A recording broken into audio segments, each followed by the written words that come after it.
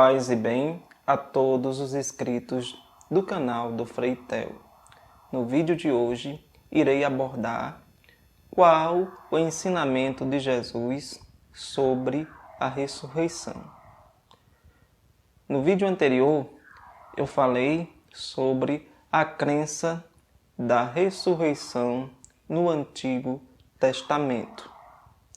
E por que o título desse vídeo não ser a crença na ressurreição no Novo Testamento? Isso porque no Novo Testamento a ressurreição deixa de ser uma crença para ser um fato histórico. Jesus ressuscita. Há 3 relatos de ressurreição no Evangelho: Lázaro, a filha de Jairo e Jesus. Certo? Não. Errado. O único caso de ressurreição no Novo Testamento é o de Jesus.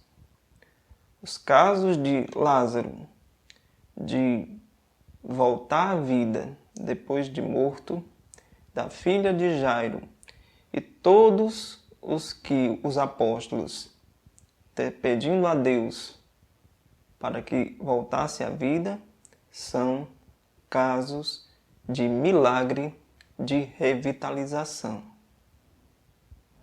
Lázaro voltou para esta vida e depois morreu de novo. A filha de Jairo voltou para essa vida e morreu de novo. Cristo, por milagre, ele devolve a vida àquele corpo que está morto. E a pessoa volta, acorda para esta vida. E depois morre de novo. A ressurreição é a transformação do nosso corpo físico para o corpo glorioso. E uma vez que a gente ressuscita, a gente nunca mais vai passar pela morte. O ressuscitado não morre nunca mais. Vive eternamente ressuscitado. E qual foi o ensinamento de Jesus sobre a ressurreição? O primeiro ensinamento foi que Jesus ele anuncia a sua própria ressurreição. Jesus ele não fala da ressurreição de outro. Ele não dá testemunho da ressurreição de outra pessoa. Mas ele mesmo ressuscita. E ele mesmo anuncia a sua ressurreição. Vamos ver no texto bíblico?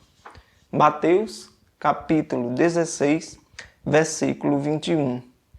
Naquele tempo, Jesus começou a mostrar aos seus discípulos que convinha ir a Jerusalém e padecer muitas coisas dos anciões, dos sumos sacerdotes e dos escribas, e ser morto e ressuscitar ao terceiro dia. Ele mesmo, ele dá anúncio dele mesmo. Eu é que vou ressuscitar ao terceiro dia. Jesus não diz da ressurreição de outra pessoa, nem vem dar testemunho da ressurreição de outra pessoa, mas dele mesmo. O segundo ensinamento de Jesus é ensinar a ressurreição para os saduceus. Na sua época, o povo judeu divulgava muito a ressurreição, mas tinha um grupo chamado saduceus que eles não acreditavam na ressurreição. Eles acreditavam que depois da morte, pronto, tudo acabaria. Era uma perspectiva ateísta. Não existe mais nada depois da morte. Nem Deus, nem vida eterna, nem nada. E Jesus ensina que eles estão errados. Existe a vida eterna porque Deus é um Deus dos vivos e não dos mortos. Vamos ver o texto bíblico? Marcos, capítulo 12, versículo 18 ao 27. Uns saduceus, os quais dizem não existir ressurreição, aproximaram-se de Jesus e lhe perguntaram: Mestre, Moisés deixou-nos escrito: se alguém tiver um irmão e este morrer, deixando a mulher sem filhos, ele deve casar-se com a mulher para dar descendência ao irmão. Havia 7 irmãos. O mais velho casou-se com uma mulher e morreu sem deixar descendência. O segundo, então, casou-se com ela e igualmente morreu sem deixar descendência. A mesma coisa aconteceu com o terceiro. E nenhum dos 7 irmãos deixou descendência. Depois de todos, morreu também a mulher. Na ressurreição, quando ressuscitarem, ela será a esposa de qual deles? Pois os 7 a tiveram por esposa. Jesus respondeu: acaso não estáis errados, porque não compreendeis as Escrituras, nem o poder de Deus? Quando ressuscitarem dos mortos, os homens e as mulheres não se casarão, serão como anjos no céu. Quanto à ressurreição dos mortos, não lestes no livro de Moisés, na passagem da sarça ardente, como Deus lhe falou? Eu sou o Deus de Abraão, o Deus de Isaque, o Deus de Jacó. Ele é Deus não dos mortos, mas dos vivos. Estais muito errado. Então existe a vida eterna, porque Deus é um Deus dos vivos e não dos mortos. O terceiro ensinamento de Jesus é que a ressurreição ela é para todos. Bons e maus irão ressuscitar. Mas a ressurreição para a vida é a ressurreição daqueles que ajudaram, cooperaram para o reino de Deus, fizeram bem, pregaram os valores e viveram os valores de Cristo. Estes irão ressuscitar para a vida, para a plenitude, para o amor em comunhão com Deus. Esta é a verdadeira ressurreição. Pelo contrário, também existe a ressurreição para a morte, que é aqueles que não aceitam Deus, que não trabalharam para o projeto de Deus e mesmo diante de Deus dizem: eu não quero participar dessa construção do reino. Então, para eles ressuscitarão para o inferno e para o sofrimento eterno, ou seja, será uma ressurreição para a morte eterna. Vamos ver o texto bíblico? João, capítulo 5, versículo 28 ao 29. Não vos maravilheis disto, porque vem a hora em que todos os que estão nos sepulcros ouvirão a sua voz. E os que fizeram o bem sairão para a ressurreição da vida, e os que fizeram o mal para a ressurreição da condenação. O quarto ensinamento de Cristo sobre a ressurreição é que a ressurreição ela é corpo e alma. Não é só uma alma, é o corpo também, na sua totalidade. Todo o seu ser, toda a sua história vivida, todo o cosmo é totalidade. Vamos ver no texto bíblico?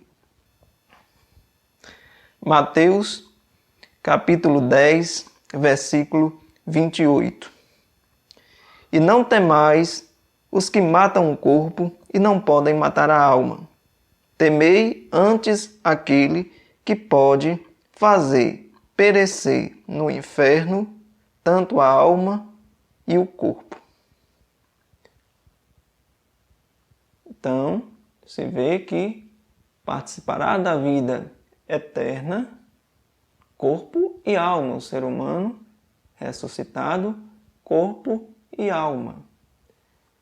Em outra passagem do Evangelho de Mateus, a gente observa, o sofrimento, que o sofrimento eterno é do corpo e da alma. Vamos ver a leitura? Mateus, capítulo 5, versículo 29 e 30. Portanto, se o teu olho direito te escandalizar, arranca-o e atira-o para longe de ti, pois te é melhor que se perca um dos teus membros do que seja todo o teu corpo lançado no inferno. E se a tua mão direita te escandalizar, corta-a e atira-a para longe de ti, porque te é melhor que um dos teus membros se perca do que seja todo o teu corpo lançado no inferno. Então, a unidade, corpo-alma, a totalidade, alma e corpo. Não só alma, não só corpo, mas as duas dimensões juntas participarão da vida eterna ou participarão da morte eterna, do sofrimento eterno. E o quinto ensinamento de Jesus sobre a ressurreição é que a ressurreição a gente vivencia na celebração eucarística, na comunhão eucarística. Nós, como católicos, quando comungamos o corpo de Cristo, nós comungamos o Jesus ressuscitado. E também nós faremos parte dessa ressurreição. Jesus nos ressuscitará no último dia.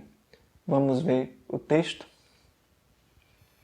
João, capítulo 6, versículo do 53 ao 56. Jesus, pois, lhe disse: em verdade vos digo que, se não comerdes a carne do Filho do Homem e não beberdes o seu sangue, não tereis vida em vós mesmos. Quem come a minha carne e bebe o meu sangue tem a vida eterna, e eu o ressuscitarei no último dia. Porque a minha carne verdadeiramente é comida e o meu sangue verdadeiramente é bebida. Quem come a minha carne e bebe o meu sangue permanece em mim e eu nele. Então, a Eucaristia é a mais profunda experiência de fé no Cristo ressuscitado. É a base da ressurreição, da nossa ressurreição, porque Cristo ressuscitou. Então, é importante que a gente vá à missa, que a gente comungue, que a gente receba Jesus Eucarístico, para que assim possamos fazer parte do seu corpo místico. E, como ele mesmo diz, quem come a minha carne, eu o ressuscitarei no último dia. Então, não dá para dizer eu vou rezar sozinho para Deus, eu vou debaixo de um pé de manga pedir perdão a Deus e viver de forma desigrejada, sem ir à comunidade, sem participar da Eucaristia. A experiência do Jesus ressuscitado a gente só faz em comunidade. Jesus nunca apareceu ressuscitado nos evangelhos para uma pessoa só, para uma pessoa individual.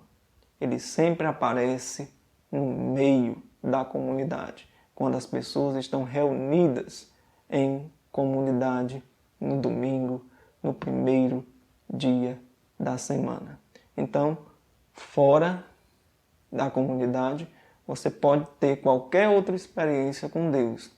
Não vou dizer que você não tenha, mas a experiência de Jesus ressuscitado a gente só recebe em comunhão, na comunidade e na Eucaristia, quando a gente come e bebe o corpo e o sangue de Cristo. E outra coisa que eu gostaria de falar é sobre a prova sociológica da ressurreição de Jesus. Essa prova é elaborada pelo teólogo Renold Blanc. Se chama sociológica por causa do significado da cruz que era tido na época de Jesus socialmente. A cruz, na época de Jesus, ela era a maior vergonha nacional que uma pessoa poderia passar. Era reservado para o pior bandido, um zero à esquerda. Uma pessoa que era para ficar desacreditado por todos. E como diz em Deuteronômio, maldito aquele que pende numa cruz. Até por Deus, ele era maldito. Então, por isso o interesse dos sumos sacerdotes, dos anciões, de condenar Jesus à crucificação. Porque eles sabiam que Jesus sendo crucificado, a sua mensagem iria para baixo. Ela ia de ralo adentro para baixo. Ninguém mais falaria em Jesus, porque de um crucificado, de uma pessoa da pior espécie, ninguém podia falar. Esse era o interesse, na época, dos sumos sacerdotes em condenar Jesus. Mas os cristãos continuaram falando em Jesus, apesar da cruz. Sabe por quê? Porque aconteceu um fato novo, um fato que foi tão maravilhoso, tão estupendo, tão superior, que eles poderiam falar deste crucificado, apesar da cruz. E o que foi isso? Foi a ressurreição. Jesus ressuscitou dos mortos. E essa é a nossa fé, que nós também iremos ressuscitar assim como Jesus ressuscitou. Muito obrigado por me acompanhar nesse vídeo. A saudação franciscana, paz e bem.